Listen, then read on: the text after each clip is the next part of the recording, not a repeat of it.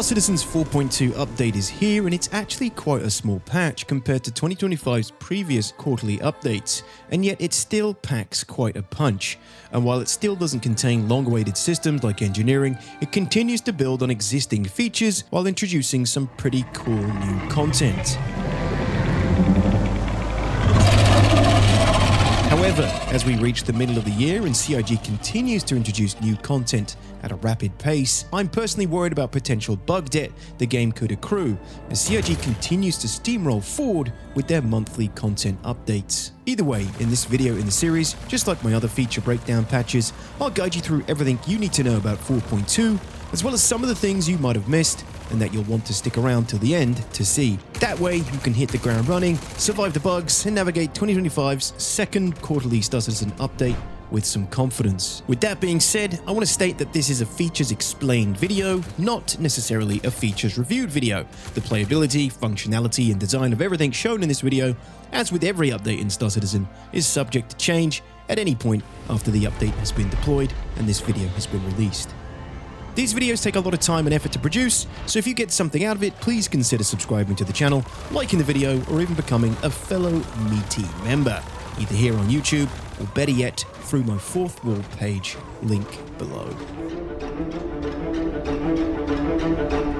In 4.1, Line and Mine introduced a crazy new large-scale gameplay activity, an open-world mission that players could assault together, extracting high-value loot while managing PvE and PvP threats with added time pressure. In 4.2, a new persistent sandbox activity has been added to the game, and it's the narrative-driven introduction for the Apex Valakkar, as seen at CitizenCon in October 2024. Stormbreaker is another multi-phase PvPvE world event style activity coming with 4.2, so be prepared for encounters with players and NPCs at every step. And while the new activity does include familiar systems such as accessing multiple layers of security doors, using passcodes and keycards, the mechanics have evolved slightly. You can now steal and wear corresponding hazmat suits and lab coats from AI NPCs for security clearance and access to specific rooms and doors. There's also some puzzle elements within the Lazarus complex itself that I'll let you discover on your own.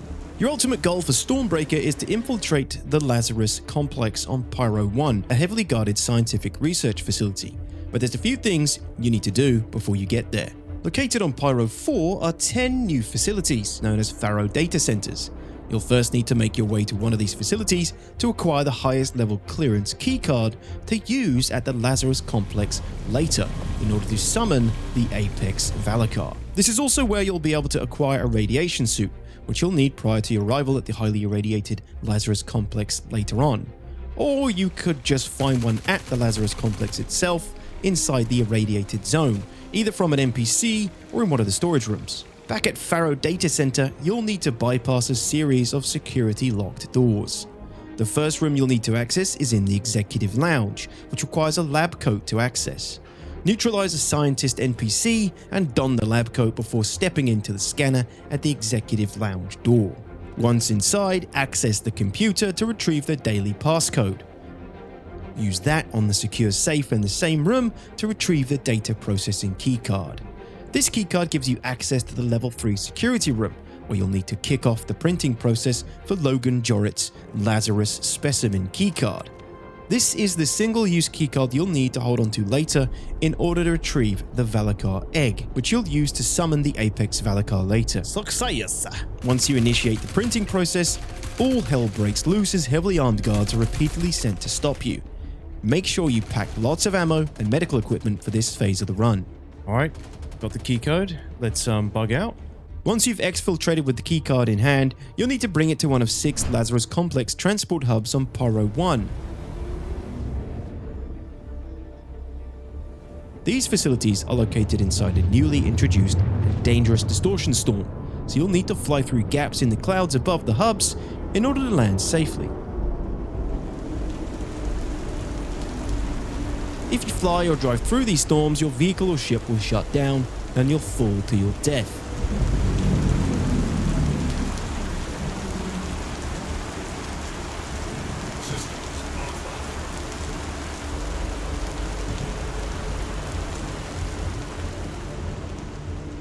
If you made it to the ground, you'll now need to fight your way to the shuttle stop, which will take you to the Lazarus complex itself, deep inside the storm.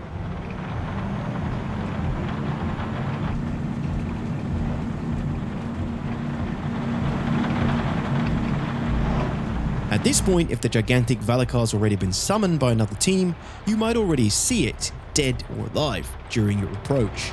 Okay, the worm is not active. It doesn't look like it's been killed recently. There is a crashed Idris over there, of course there is. Once you arrive, you'll need to head into the facility to locate the egg specimen room on the lower levels, which you'll need to use a rad suit to access in the same way we accessed the lab coat room earlier. Once you're inside, this is where you'll need to insert your Logan Joric keycard to begin the egg specimen release process. The egg itself will be covered in radiation, so whoever opts to carry it should ideally wear the radiation suit. Like the Faro data center, once the process begins, guards will spawn and converge on your position, so make sure you're packing lots of ammunition and medical supplies for the trip. Once the egg is released, take it to the exterior of the compound and locate the cooling tower, where you'll need to insert the egg. And put that baby in. Okay, I'm putting it in.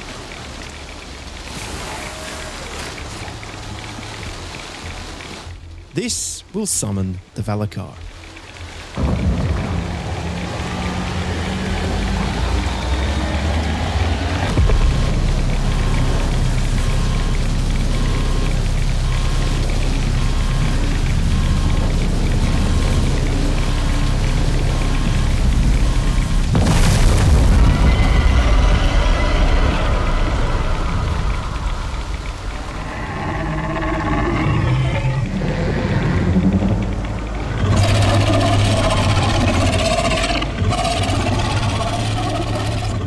With the Valakkar summoned, douse it with lead until it's dead and reap the rewards. Shoot the exposed layers of its irradiated skin for extra damage and try to avoid the mouth, since you'll want to retrieve the teeth if you're looking to hand them in for favors at Wickallow's Emporium later.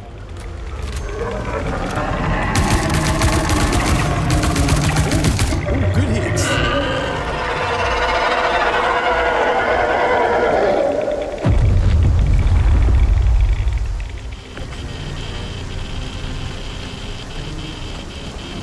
With the teeth retrieved via tractor beam and the pearls via mining laser, you can now store these on the local freight elevator to be retrieved at the other end of the complex at the transport hub where you originally arrived. Get the items on board, bug out, and trade them with Wickallow in exchange for favors to be used for special item rewards such as the new IKTI and IKTI Geo. I had a rough time trying to get this event to work during the PTU, with the Valakkar repeatedly failing to spawn. Hopefully this is working more consistently on live and we're not approaching another align and mine situation where the activity would fail to work somewhere along the line, preventing many players from experiencing it for a long time after its release. The pace of content coming out from CIG has been incredible, but if they're not stabilizing the content from new and previous updates quickly, we're going to end up with a lot of new and unstable gameplay in a short amount of time. But when it works, the scale of these activities are quite impressive, although I personally would have approached Stormbreaker in a less theme parky way overall.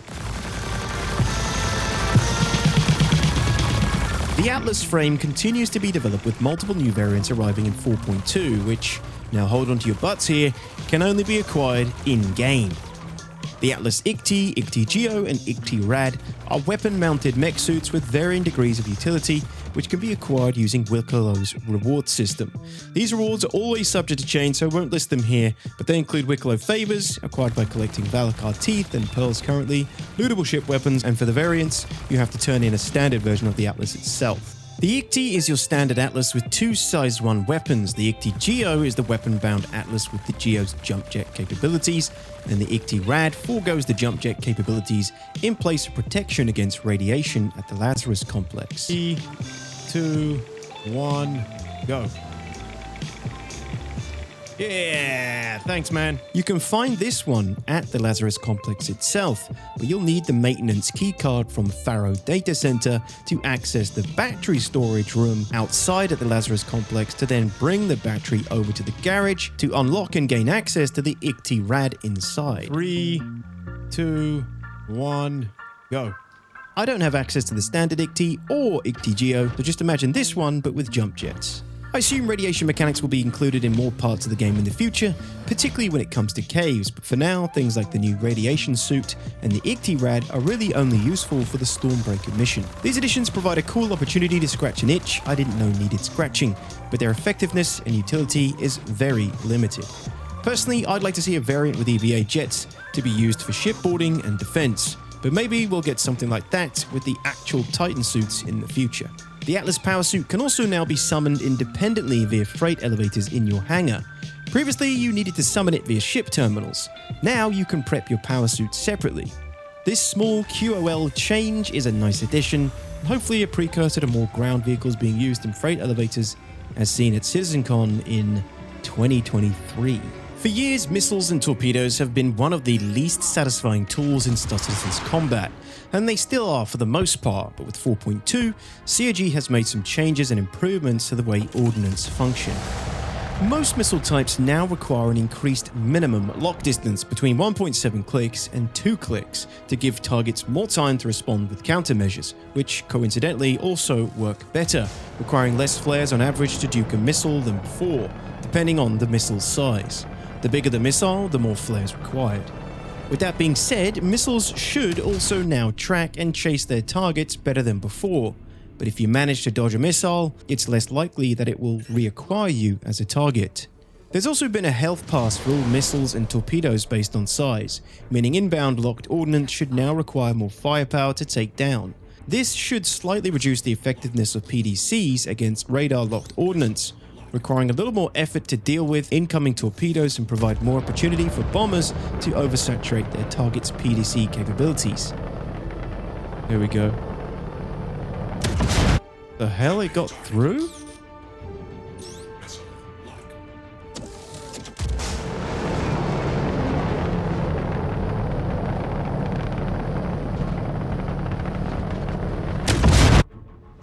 What?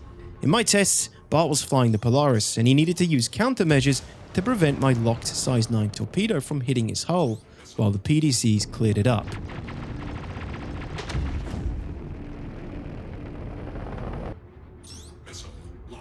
COG has also introduced a new minimum arming distance of 1.5 kilometers for size 9 and up torpedoes to prevent the instant component death cheese kills we've grown accustomed to since the Polaris arrived. Now, torpedoes need to travel a minimum of 1.5 kilometers in order to detonate. Oh my god, that's hilarious. Yoink.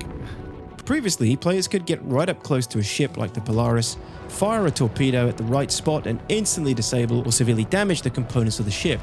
So there's at least a little more hope for large crewed ship play, for now. Specific weapon systems like the ballista's Hellion and Scimitar missiles have also received bespoke tweaks to make them more useful. The Scimitar and Hellion have thankfully got their 50-meter minimum lock distance back, which is what made the ballista somewhat useful in the first place. I can shoot you at 50 meters now. Oh, the tracking on these is trash. They ain't hitting anything. A fighter would just be able to lazily sit inside your zone and kill you. Is this 50? There it is.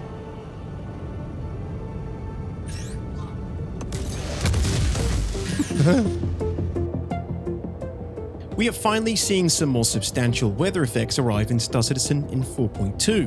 COG is calling it dynamic rain, however I'm not entirely sure what makes it dynamic yet, but it sure looks and feels good for its initial implementation.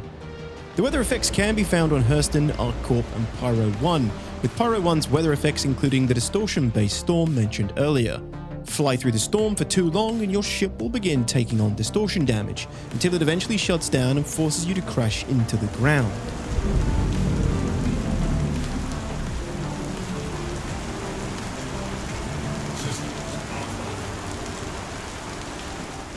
Initially, this is part of the Stormbreaker event described earlier. However, I'm hoping these will start tying into Star Citizen's upcoming Genesis system as they become truly dynamic, with dangerous weather fronts forming and dissipating based on environmental factors across the verse.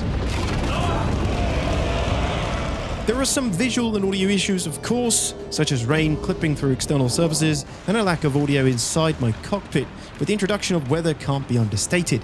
And it's not just the added immersion the weather brings, but the total lack of visibility and danger that distortion storms bring should all help to drive specific types of gameplay in the future, whether it be hiding out and waiting for storms to pass, or utilizing specialized ships or ground vehicles to traverse notoriously stormy areas of the planet.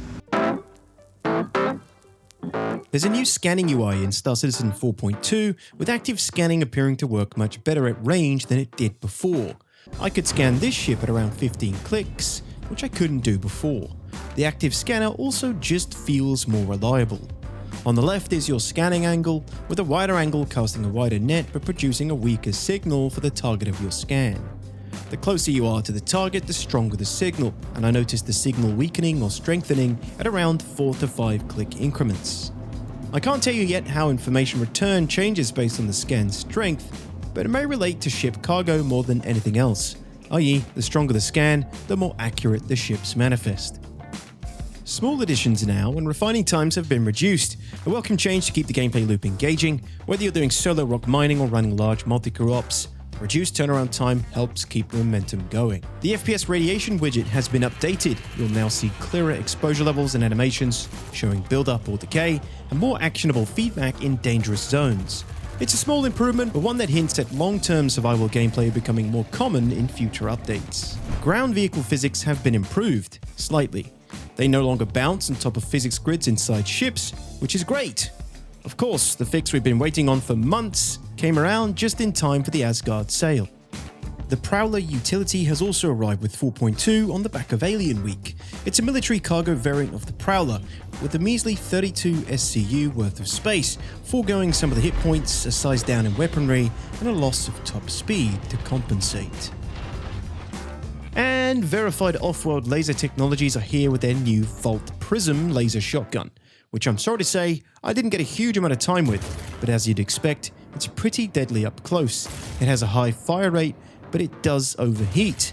Other than that, it doesn't exhibit any special electrical properties like the Parallax rifle, but it's a strong contender in the shotgun lineup. And I think that's it. Thank you so much for watching, ladies and gentlemeats. I hope you found this video useful, whether you've been following the project closely or returning after a long hiatus.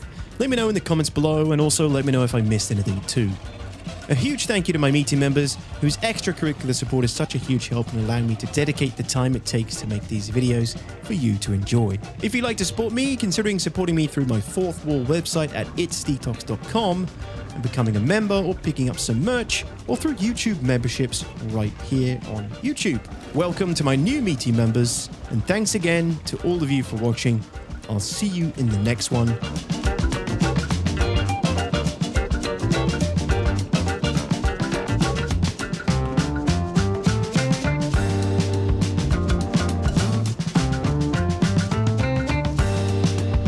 Goodbye.